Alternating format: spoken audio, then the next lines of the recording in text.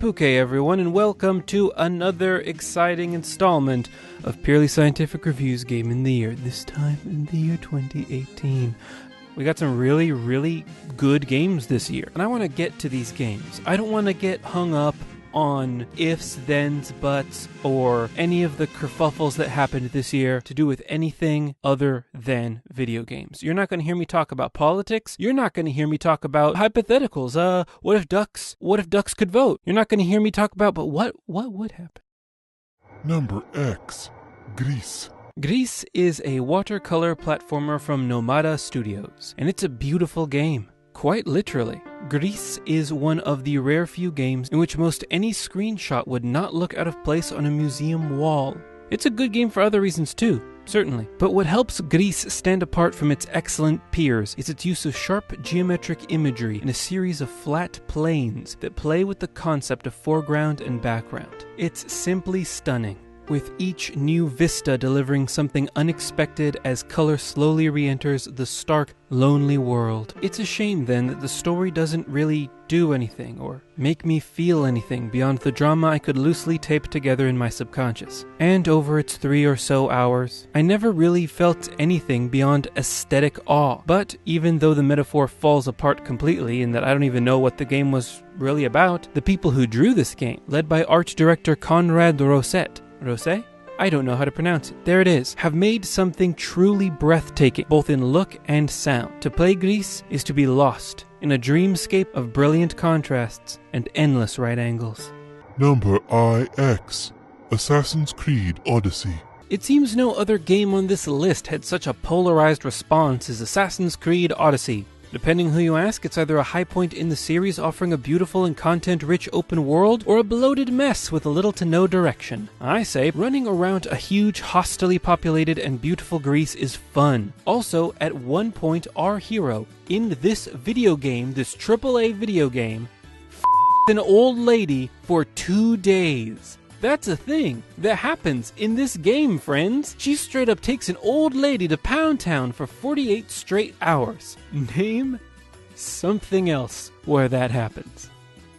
If you can, that's very weird. Do not share that. Or do. Number VIII, Donut County. Donut County is an adorable game about a raccoon that brings an entire town of people to its knees with a devastating geologic weapon created by a corrupt corporation that has seized control over the police force and evicted lower-class residents from their homes, separating from their children, and aww, the house looks like a carrot. How cute. Also, the music is excellent. Okay, so I've put a lot of thought into this, and I've been thinking, ducks might be GOP. Now hear me out. They like bread.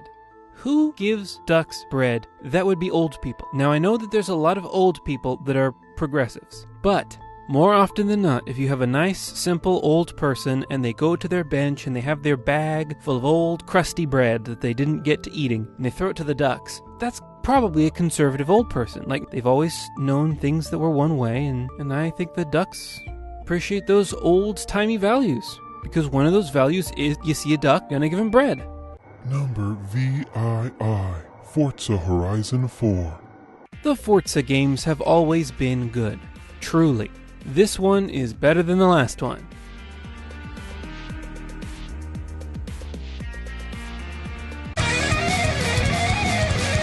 Number VI, God of War. What is there to say about GOW? The game that would be king. So close to perfection, yet leaves something off the table. I don't know what. Outside of the accidental misogynistic undertones, I can't say why GOW feels just barely off. It's basically a masterpiece already. From both a mechanical and narrative perspective, Sony Santa Monica deliver consistent surprises in a naturalistic and gorgeous world. I can almost smell the moss and dew in the air, feel the cold, stinging winds of hell in my fingertips. Who knows? Maybe it is those misogynistic undertones.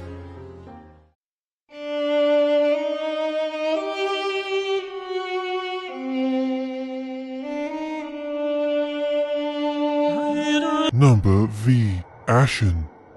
I must admit I have not finished Ashen yet. but it's already left an unexpected mark in my mind. On my mind? In my mind.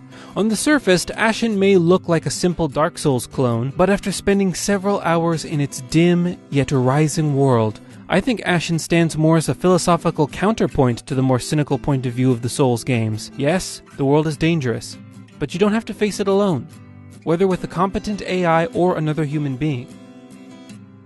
It's a pleasure to watch your town grow, funneling the tenacity of people who had gone their whole lives having never seen a sunrise. Somehow, the devs at A44 kept finding new, delightful ways of surprising me. Breaking down mental walls built on 1,000 video game tropes, Ashen is a hug in a scary world, full of both unspeakable terror and unbreakable hope.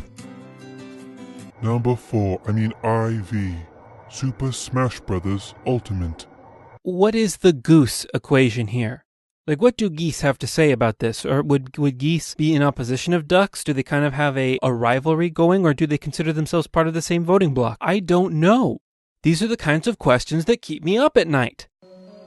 I did not expect to love a Smash Bros. Game after my nearly 10-year break from the series. I'm not really a fighting game guy, and I figured most of my love for the series was rooted in my childhood nostalgia, just waiting to be shattered. But when my brother and I sat down and cracked it open, felt like the years had never passed. I am loving this game. Plus, Ridley's in it.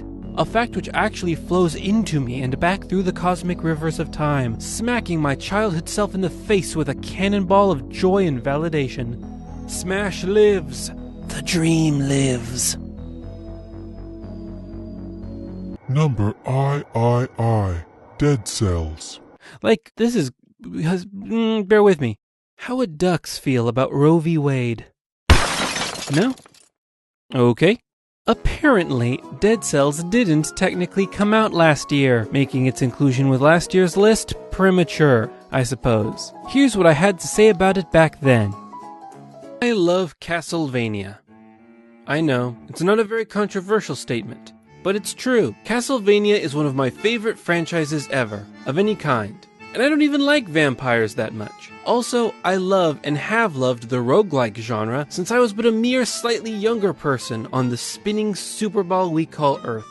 Dead Cells, from developer Motion Twin, is those two things at the same time, and in the best combination possible. It's the peanut butter and chocolate of those two venerable ideas crushed into a fine powder and compressed into a wait a minute, wow. I may have just written the exact same thing for the last game on this list. It's hard to remember. That was so long ago. Who were we? All those 2 minutes before I wrote that statement? I suppose it's true what they say. You can't go home again, unless you build a mental time transference device and send yourself back into your childhood form. Then, immediately bang your head into a wall so hard that you forget you are from the future and relive your life with only the smallest of guidance. Only better! Dead Cells, baby.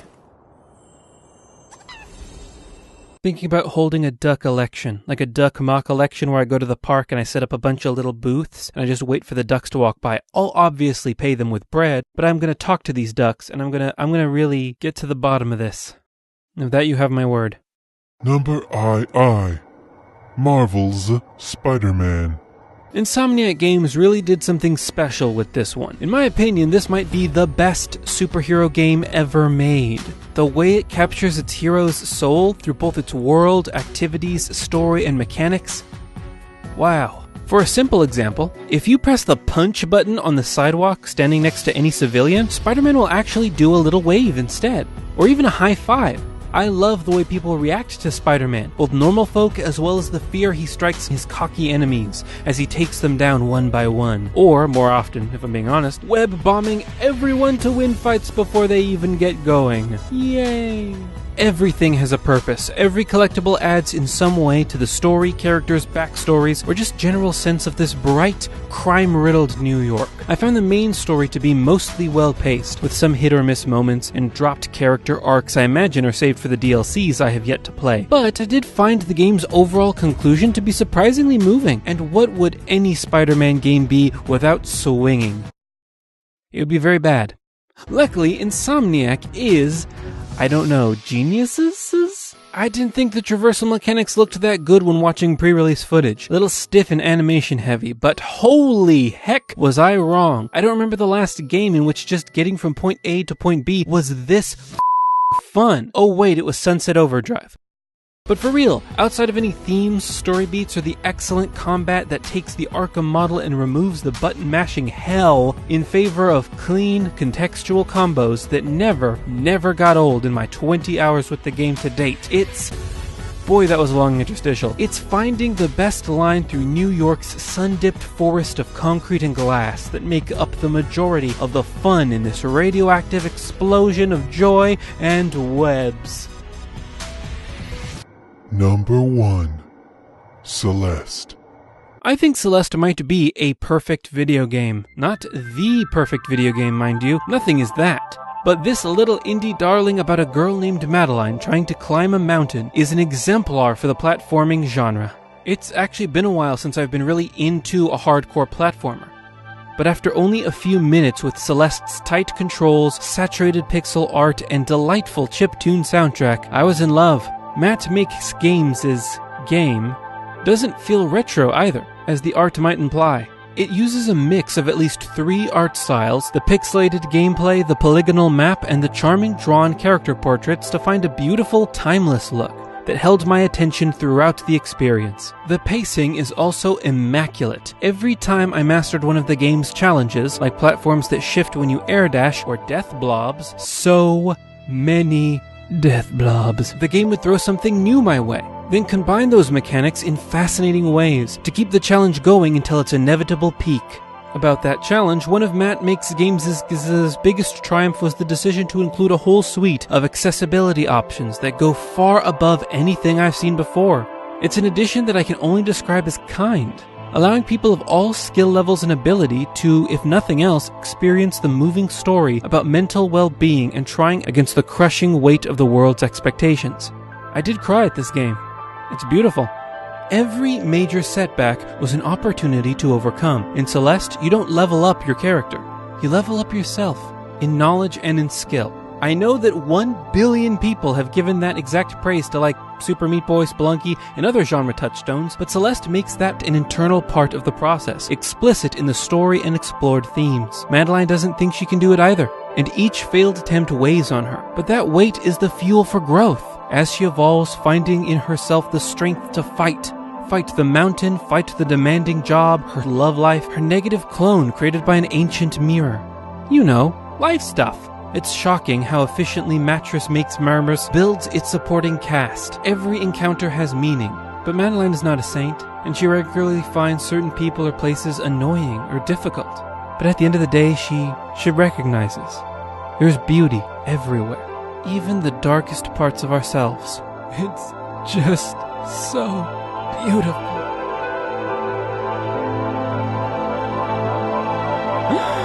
And there you have it. Another year, another a-hole on the internet talking about what video games he liked. Get a job. I say to no one, save the lingering shadows and icy winds. But no two buts about it, cats on laptops, another banner year for gaming down in the books. Now at least there's a month or two to catch up on our backlogs and just relax without any new releases, and holy piss why are there so many games? Who needs this many games? Well, see you next time, and I hope you get everything you want in life. What's this? The results are in. Ducks are libertarian? Huh. I could see that.